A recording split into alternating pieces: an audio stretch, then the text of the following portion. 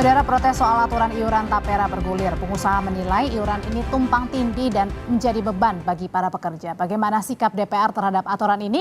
Kita berbincang malam hari ini dengan Suryadi Jayapurnama, anggota Komisi 5 DPR dari fraksi PKS, dan juga Timbul Siregar, Sekretaris Jenderal Organisasi Pekerja Seluruh Indonesia atau OPSI. Pak Timbul, selamat malam. Pak Suryadi, Selamat selamat malam, malam. Mbak. Selamat malam, Pak Suryadi. Selamat malam, Assalamualaikum warahmatullahi wabarakatuh. Waalaikumsalam. Saya mau langsung ke anggota DPR, Pak Suryadi. Jadi sebenarnya apa sikap DPR terkait dengan kebijakan iuran tapera?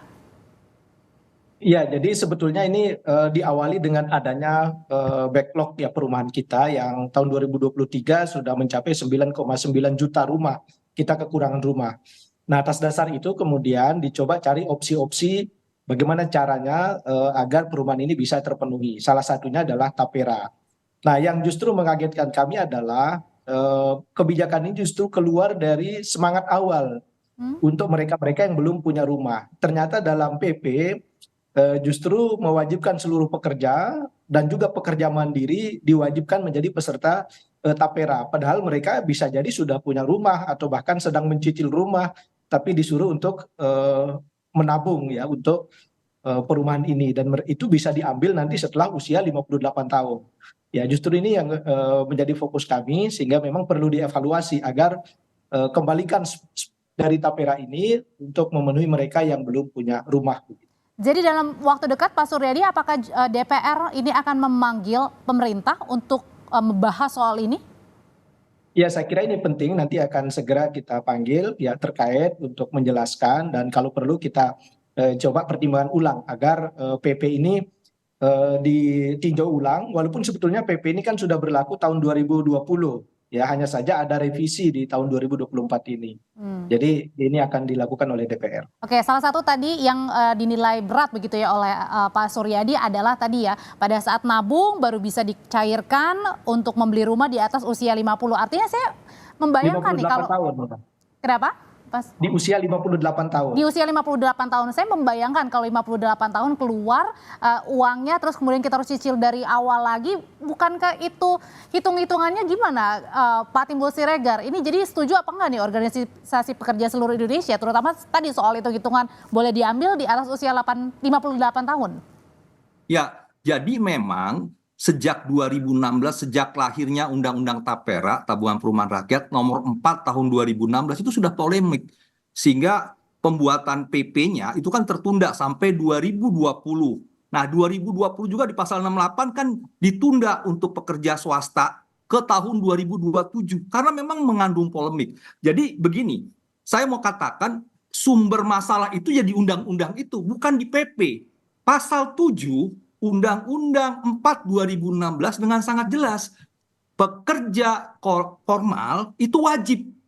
Pasal 7, pasal 9 juga didaftarkan, pasal 18 pemberi kerja wajib membayarkan iurannya. Nah, mengenai 2,5% dan 0,5% yang dibayar pekerja dan pemberi kerja itu baru diatur di PP.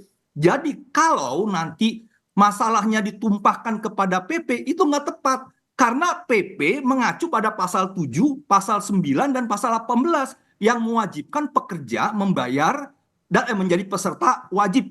Minimal upah minimum dia wajib menjadi peserta. Nah, jadi persoalannya adalah sekarang, Pak Suryadi, bagaimana ke depan kita minta DPR dan pemerintah segera merevisi Undang-Undang 4 2016 sehingga PP turunannya nanti memang tidak mewajibkan, misalnya di pasal 7 mengatakan sukarelalah perusahaan yang mau mendaftarkan atau tidak, pekerja mau ikut atau tidak silahkan. Nah, kalau itu nanti disebut dengan kata sukarela tidak wajib, maka di PP juga akan disebut pekerja atau pengusaha itu sukarela mau ikut tapera silahkan. Opsional gitu ya berarti. Ya, opsional. Nah, kalau sekarang kan diwajibkan ya karena memang di undang-undang taperanya pasal 7 disebut wajib. Oke, jadi harus diubah dulu ya undang-undangnya.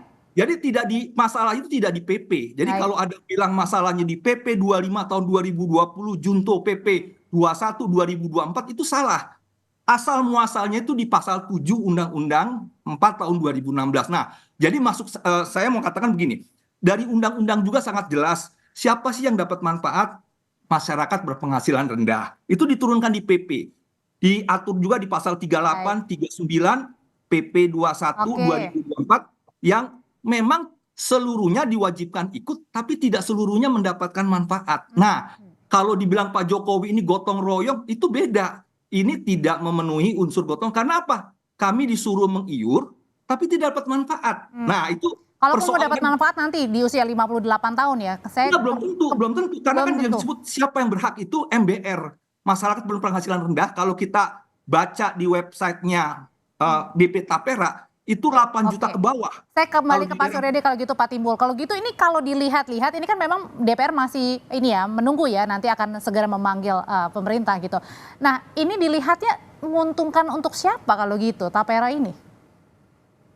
Ya, sebetulnya justru itulah menjadi kecurigaan kita karena pemerintah juga membuat simulasi ya. Seandainya ini dijalankan, itu akan terkumpul dana per tahun bisa sampai 71 triliun.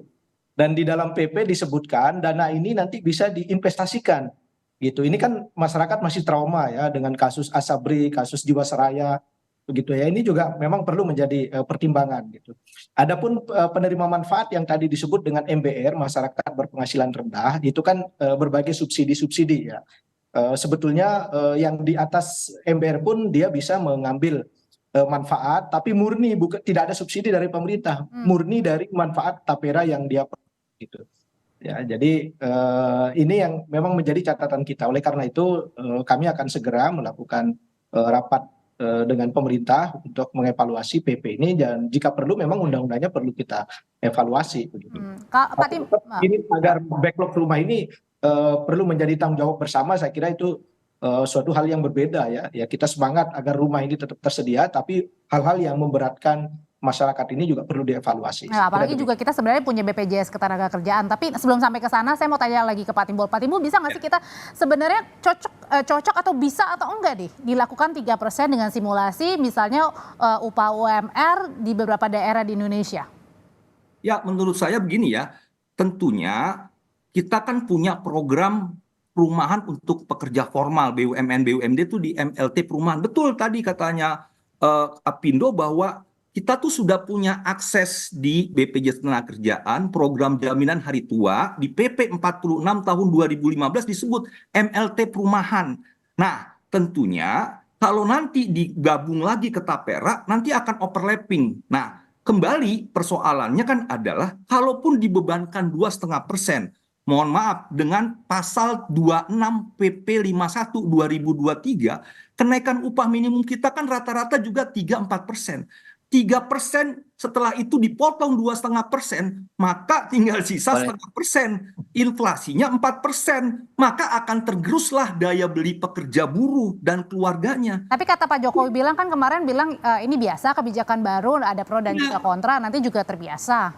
Itu yang menurut saya, mohon maaf dengan segala hormat ke Pak Jokowi, konteks JKN dengan konteks Tapera ini beda. Tadi saya mau katakan, kalau kita baca Perpres 21 2024 yang merupakan revisi 25 tadi tahun 2020, syarat mendapatkan itu juga banyak. Satu, tadi punya rumah pertama. Jadi kalau saya punya rumah, saya nggak pernah boleh lagi dapat rumah KPR dari sana.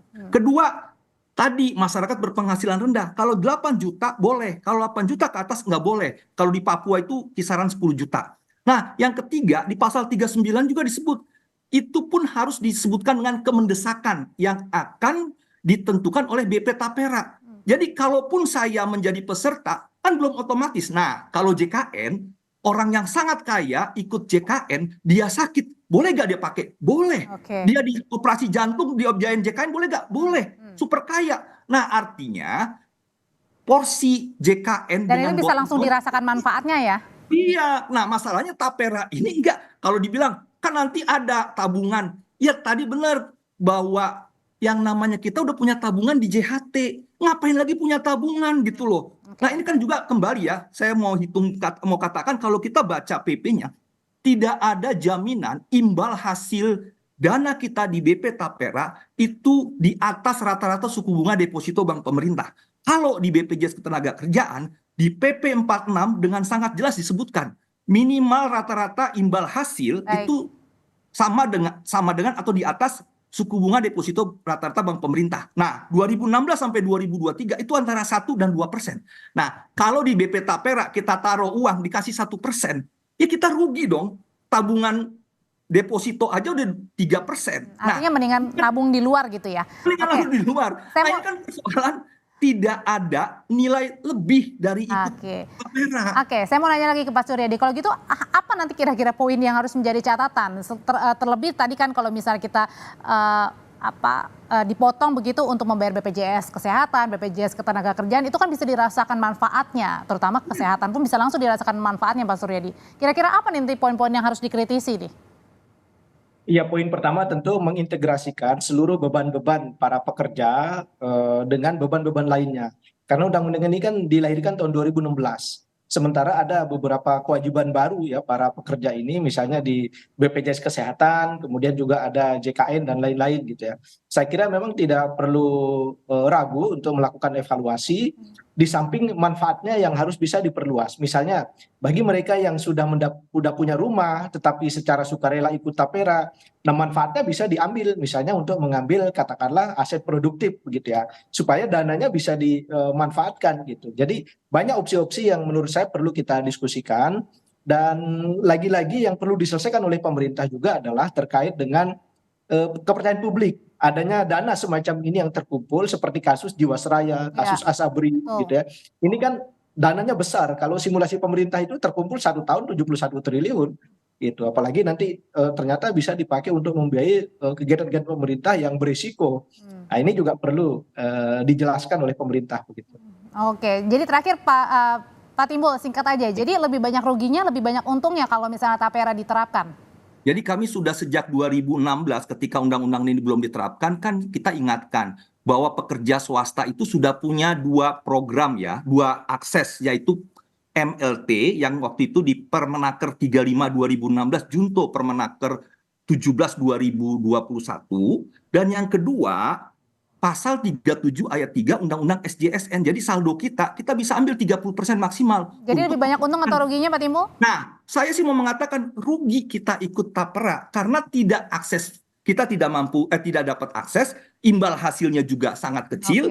Kemudian kita nggak tahu apa yang kita dapat nanti. Lebih baik Undang-Undang 4 2016 direvisi dengan kata wajib, jangan kata wajib. Sukarela saja, sehingga bagi pengusaha yang mau, mangga silahkan. Bagi yang nggak mau ikut MLT perumahan, boleh. Jadi ada alternatif pilihan aja. Jadi pasal 7 itu menurut saya sebaiknya direvisi dengan kata sukarela. Intinya adalah jangan sampai membebani rakyat ya. Ada pilihan, iya ada pilihan. Dia mau ikut MLT di Permenaker 17 boleh. Dia mau ikut tapera boleh juga, silahkan gitu. Oke, Pak Timbul terima kasih, Pak Suryadi Terima kasih untuk pandangannya malam hari ini. Terima kasih.